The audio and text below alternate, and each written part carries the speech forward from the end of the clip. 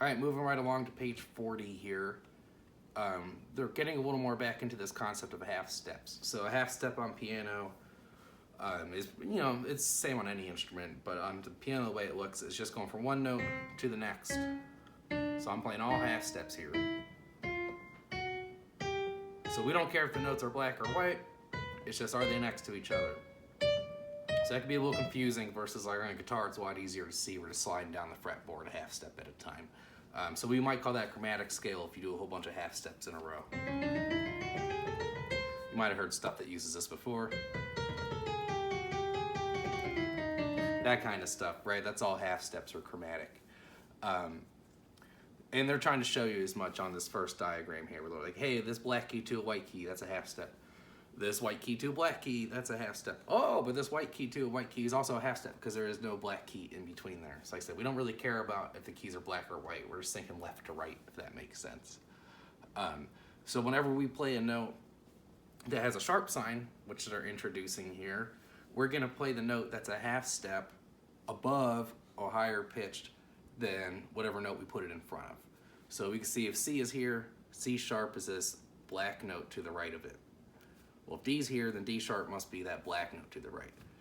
And they're even showing, hey, if B is here, technically we could call that note next to it B sharp to the right. Even though we're so used to calling it C or middle C, we say it's enharmonically equivalent to B sharp. So B sharp and C are the same tone, if you will. They make the same sound.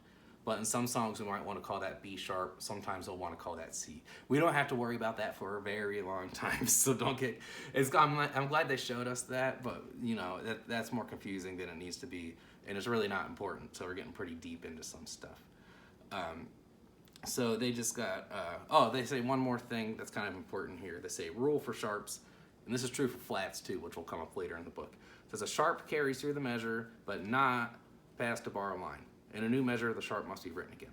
So what they're getting at in this little thing here is that where it says still F sharp, they didn't write a sharp in front of that F, but we already said earlier in that measure that that F is sharp, and that just remains true for the entire measure. Then once we get this bar line and we get into the next measure, it's like a reset button, and then we got to tell you again that it's sharp.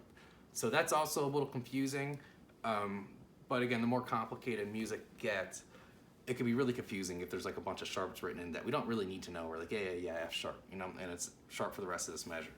So they even, in this Merlins 1, they point that out to you, saying the second measure, hey, that F is still sharp, even though there's not a sharp sign in front of it, because it's in the same measure that we already made an F a sharp. So a little confusing. If that doesn't make total sense, you could talk with your teacher more about it, and they should be able to clear that up.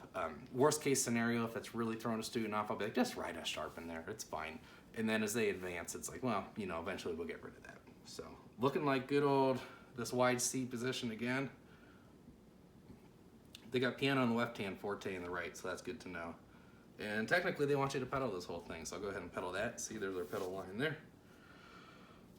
Repeat before the last couple of notes there. So still a short one, but what do we got here?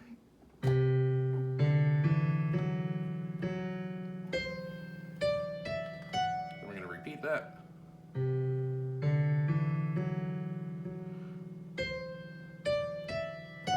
we get a 1 and 3 in the right coming up, and they say the lowest C. There you go, that's all there is to that one.